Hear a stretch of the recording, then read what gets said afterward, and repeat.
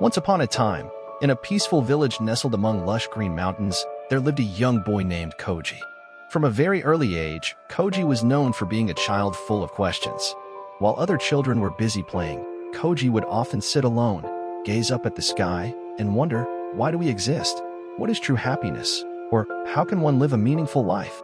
One day, Koji overheard villagers talking about a wise Zen master who lived atop the tallest hill in the region.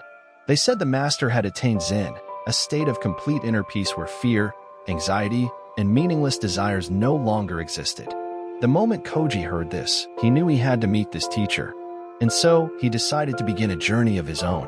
Koji packed a few essential items, said goodbye to his parents, and started climbing the tall hill. The path wasn't easy. It was steep, rocky, and slippery in places.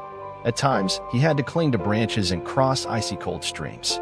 But Koji's heart burned with a deep longing to find the answers to the questions that had always troubled him. At last, after a long and tiring day, Koji arrived at the gate of a small temple nestled quietly in a pine forest. Sitting in meditation on the porch was an old man with silver hair and eyes that sparkled like stars. Realizing this was the Zen master, Koji quickly bowed and respectfully asked, "Master, how can I find Zen?" The old master looked at Koji with gentle eyes and smiled warmly. 10 years, he replied calmly.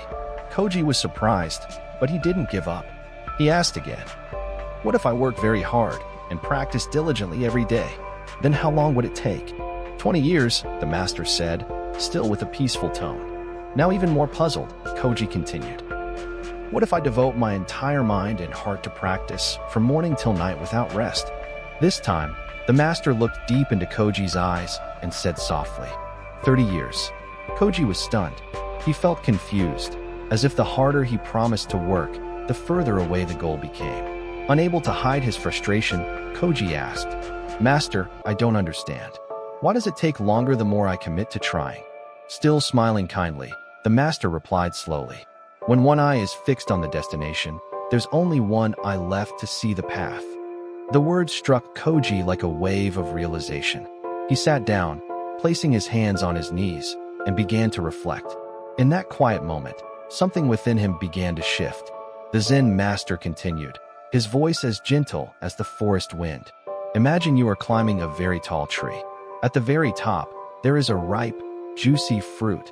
That's Zen, that's enlightenment.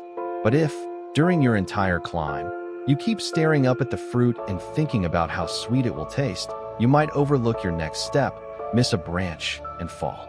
Instead, if you pay attention to each branch you climb, where you place your hands and feet, feel the rough bark under your fingers, listen to the wind passing through the leaves, and move upward with steady steps. One day, you'll reach the top, without even realizing when you got there." Koji looked up at the master, his eyes filled with newfound understanding. He realized then that Zen was not a destination, but the way we walk the path. "It's the same in life, Koji," the master continued. "If you constantly focus on the end results, success, money, recognition, and forget to live each day, you'll find life exhausting and distant. Enjoy the process of learning, every mistake made during practice, every time you fall and rise again.